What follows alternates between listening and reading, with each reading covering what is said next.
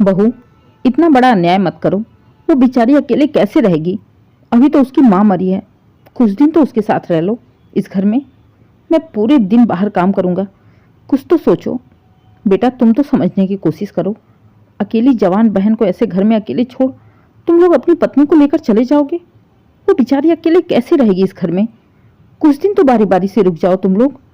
मैं जल्दी से जल्दी ही उसकी शादी कर दूंगा, फिर चले जाना तुम लोग। मेरा क्या है, मैं तो अकेले भी रह लूंगा। दोनों बेटे और बहुओं के आगे हाथ जोड़ गिड़गिड़ा पड़े दीनानाथ जी। नहीं पापा जी, मेरा तो मुश्किल है, क्योंकि इनका तो ऑफिस है, ऊपर से बच्चे की पढ़ाई, उसका भी नुकसान होगा, इसलिए मैं तो नहीं रह पाऊंगी। हाँ, छोटी अगर चाहे तो रुक सकती है, उसका तो कोई बच्चा नहीं है। अरे वाह दीदी, ऐसे कैसे कह दिया आपने? बच्चा नहीं तो क्या हुआ, मेरे पति तो हैं, वो भी तो ऑफिस जाते हैं, उनको भी तो चाय नाश्ता पानी खाना करना होता है। अब क्या ऑफिस से आके वे खुद का चाय पानी नाश्ता बनाएंगे, कपड़े धोएंगे, साफ सफाई करेंगे? नहीं बाबा, इन्हें तो खाना भी बनाने नहीं आता है, भूखे रह जाएंगे। मैं नहीं छोड़ सकती। दोनों ही बहुएं आपस में लड़ पड़ी। दीनानाथ जी आशा भरी नजरों से अपने बेटों की ओर देखते हैं, लेकिन बहुओं के साथ साथ दोनों बेटों को भी आपस में बहस होने लगी। लड़ाई बढ़ गई, लेकिन समाधान कुछ भी नहीं निकला। अंत में बड़े बेटे राजेश ने कहा, एक काम करते हैं, सारी प्रॉब्लम प्रिया को लेकर हो रही है, तो हम प्रिया को ही अपने साथ लेकर चलते हैं। तब तक पापा जल्दी से जल्दी उसके लिए लड़का ढूंढकर शादी तय कर लेते हैं। क्यों पापा, ठीक कहा ना? प्रिया वहीं खड़ी रोने लगी। वो अपने पापा को बड़ी आशा भरी नजरों से देखती है कि पापा मना कर दें, मैं नहीं जाने वाली इन लोगों के साथ। दीनानाथ जी कुछ भी नहीं बोलते हैं, चुपचाप आंखों में आंसू लिए अपने कमरे की ओर चले जाते हैं। बेटे और बहुएं अपने अपने कमरे में चली गईं। प्रिया अकेली खड़ी रोने लगती है। एक तो उसकी माँ चली गई, माँ के जाते ही भाई भाभीयों ने अपना रंग दिखा दिया। रोते हुए प्रिया पापा के कमरे की ओर गई। दीनानाथ जी सर पकड़े बैठे थे, आंखों में आंसू थे। प्रिया को देखते ही बोले, क्या हुआ बेटा, तू अभी तक सोने नहीं गई? पापा, मैं नहीं जाऊंगी। पापा प्लीज मना कर दो, मैं उन लोगों के साथ एक मिनट भी नहीं रह सकती। भाभियां तो दूसरे के घर से आई हैं, लेकिन भाइयों का रवैया भी तो देखा ना आपने। जब वो आपके ना हुए तो भला मेरे कैसे होंगे? माँ के जाने का गम उनके चेहरों पर जरा भी दिखाई नहीं दे रहा। मैं नहीं रह सकती पापा, प्लीज मुझे मत जाने दो। आप मेरी चिंता मत करो, मैं अपने आप को संभाल लूंगी, छोटी बच्ची नहीं हूं, रह लूंगी मैं। बेटी की समझदार भरी बातें सुन रोने लगे दीनानाथ जी। उसके सर पर हाथ रखते हुए कहते हैं, ठीक है बेटा, जैसी तुम्हारी मर्जी, अब जाओ, बेफिक्र होके सो जाओ। प्रिया चली जाती है। अगले दिन सुबह ही दोनों बेटे बहुएं अपना अपना सामान ले जाने लगे। दीनानाथ जी चुपचाप बैठे बेटे और बहुओं को जाते हुए देख रहे थे। तभी राजेश ने कहा, अरे प्रिया, तुम अभी तक तैयार नहीं हुई? बोला था ना तुम्हें 7 बजे ही निकलना है, ट्रेन का टाइम हो रहा है, जाओ जल्दी से तैयार हो। प्रिया पापा की ओर देखने लगी। दीनानाथ जी ने कहा, नहीं, प्रिया कहीं नहीं जाएगी, तुम लोग जाओ। हाँ तो ठीक है ना पापा जी, इसमें इतना गुस्सा होने वाली कौन सी बात है? हमने तो भाई बोल दिया, प्रिया चल पड़ेगी, फिर आप टेंशन फ्री होकर आराम से रहोगे। अब नहीं भेजना चाहते तो आपकी मर्जी, चलो जी, हमारी तो ट्रेन का टाइम हो रहा है। कहते हुए बड़ी बहू सबको लेकर चली गई। दीनानाथ जी आंखों में आंसू लिए बच्चों को जाते हुए देखते रह गए। एक बार भी पलट के उनके बेटों ने उन्हें देखा तक नहीं। प्रिया पापा के साथ अकेली रह जाती है। दीनानाथ जी बेटी को अकेला घर में छोड़ना नहीं चाहते, इसलिए वो अपनी छुट्टियां बढ़ाते जा रहे थे। पूरा घर अकेले खाने को दौड़ता था। माँ के जाने के बाद प्रिया भी काफी गुमसुम सी हो गई थी। बस दोनों बाप बेटी एक दूसरे का सहारा बने हुए थे। 2 दिन बाद ही गांव की एक काकी प्रिया से मिलने आई। काकी बहुत अच्छी थी, वो अक्सर ही प्रिया से मिलने आया करती थी। माँ के जाने के बाद एक काकी ही थी जिसे प्रिया अपना दुख सुख बताती थी। काकी जी ने दीनानाथ जी को समझाते हुए कहा, बेटा, कब तक तू जानकी के जाने का दुख मनाता रहेगा? अगर तुम अपने आप को कमजोर कर लोगे तो प्रिया का क्या होगा? उसके बारे में भी तो सोच। काकी, उसी के बारे में तो सोच रहा हूँ, तभी तो कहीं जाने की हिम्मत नहीं हो रही है। अकेले छोड़ कैसे जाऊं? बहू बेटों की तो हालत सुन ही चुकी हो। अरे मैं तो हूं ना, जो नहीं है उसके लिए क्यों रो रहा है? मैं हूं ना, मैं संभालूंगी प्रिया को, मैं रहूंगी उसके साथ। तू प्रिया की चिंता बिल्कुल छोड़ दे।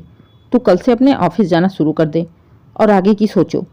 मैं पूरे दिन प्रिया को अपने पास रखूंगी। काकी की बात सुन दीनानाथ जी कुछ सोचते हुए अगले दिन से ऑफिस जाने लगे। काकी पूरी तरह से प्रिया का ध्यान रखती थी। दीनानाथ जी के जाने के बाद जाकर खुद ही पूरे दिन प्रिया के साथ रहती थी, जब तक कि दीनानाथ जी वापस ना आ जाते। दीनानाथ जी ऑफिस से अपनी जान पहचान वालों से सबसे प्रिया के लिए लड़का देखने के लिए बोल दिए। उन्हें एक लड़का मिल भी गया। था तो कहीं दूसरे शहर का, लेकिन यहाँ पर किराए का मकान लेकर नौकरी करता था। अच्छी खासी तनख्वाह भी थी। दीनानाथ जी को गौरव पसंद आ गया। बातचीत करके उन्होंने गौरव की शादी प्रिया से तय कर दी। आज जानकी जी को मरे हुए पूरे 6 महीने हो गए थे। 6 महीनों में दीनानाथ जी पूरी तरह से पत्थर बन चुके थे और बेटे बहुओं ने जाने के बाद तो एक बार भी पलटकर घर वापस ना आए, ना ही कभी फोन पर हालचाल भी लेते। यहाँ तक कि प्रिया की शादी की भी उन्हें चिंता नहीं थी। दीनानाथ जी ने 1-2 बार फोन भी किया, लेकिन उन्होंने बात नहीं की, ये कहते हुए कि ऑफिस के काम में बिजी हैं। प्रिया की शादी तय हो गई थी। दीनानाथ जी ने जानबूझकर दोनों बेटों को शादी के बारे में नहीं बताया। जब शादी को 4 दिन रह गए तो उन्होंने व्हाट्सएप पर शादी के कार्ड के साथ मैसेज डाल दिया कि अगर तुम लोगों के पास टाइम है तो आ जाना।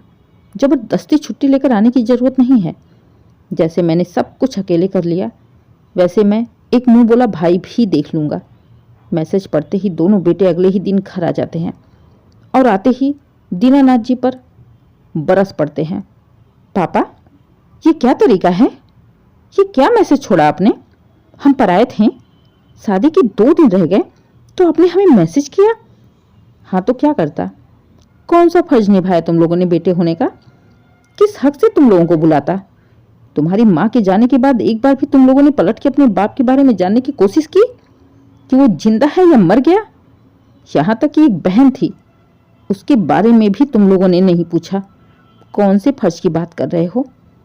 बहन की शादी में आए हो? घर की शादी है और घर की ही बहुएं नहीं आई हैं। अपनी अपनी पत्नियों को छोड़कर कौन सी जिम्मेदारी निभाने आए हो? फिलहाल तो दीनानाथ जी ने प्रिया की शादी अपने बलबूते पर की। एक भी जिम्मेदारी उन्होंने बेटों को नहीं दी। शादी बहुत ही अच्छे से संपन्न हुई। प्रिया अपने ससुराल चली गई। शादी के अगले दिन ही दोनों बेटों ने दीनानाथ जी से कहा, पापा अब तो प्रिया भी चली गई, हम यहाँ रहते नहीं, हमारा अपना खुद का घर हो गया है, तो इतने बड़े घर में आप अकेले कैसे रहेंगे? या तो आप ये सब कुछ बेचकर हमारे साथ चलें या फिर इस घर को किराए पर उठा दें। बेटों की बात सुन दीनानाथ जी चीख पड़े। शर्म नहीं आई तुम लोगों को? घर बेचने की बातें कर दी। इस घर को तुम्हारी माँ ने कितना सहेज के बनाया था। ये मेरे खून पसीने की कमाई से बना है, तुम्हारी माँ का सपना है। ये जरा भी संकोच नहीं हुआ बोलते हुए कि घर बेच दो। तुम लोगों को मेरी इस घर की चिंता करने की जरूरत नहीं है। तुम लोग अपने अपने घरों में जाओ। मैं खुद को और अपने घर को अच्छी तरह से संभाल सकता हूँ। दीनानाथ जी की बात सुन दोनों बेटे उल्टा दीनानाथ जी पर ही गुस्सा होकर चले जाते हैं। अब दीनानाथ जी बिल्कुल अकेले हो गए थे। अब तक तो प्रिया थी, कुछ सहारा थी, अब तो बिल्कुल ये घर उन्हें काटने को दौड़ता था। काकी कभी कभी दीनानाथ जी का हालचाल लेने आती थी।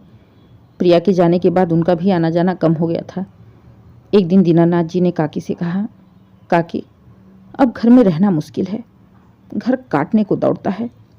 बेटों ने तो कह दिया या तो घर बेच दो, उनके साथ रह लो, या किराए पर दे दो।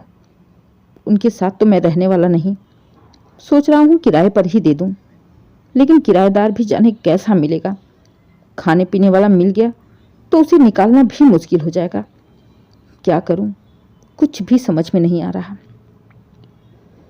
दीनानाथ जी की बात सुन काकी ने कुछ सोचते हुए कहा, दीनानाथ बेटा, बुरा न माने तो एक बात कहूँ, जब तुझे घर किराए पर ही देना है तो अपनी बेटी को दे दे। वो भी तो इस शहर में किराए पर ही रह रही है ना।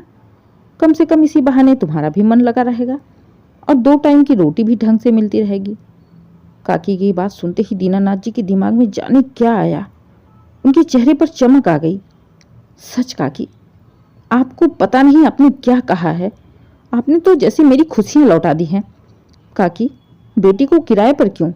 उसका भी तो घर है, वो यहाँ भी तो रह सकती है। इतना बड़ा खाली घर पड़ा हुआ है और वो किराए पर रह रही है। आपने बिल्कुल सही कहा। मैं आज ही प्रिया को बोलता हूँ। बड़ी खुशी मन से दीनानाथ जी ने प्रिया को यहाँ पर आके रहने के लिए कहा।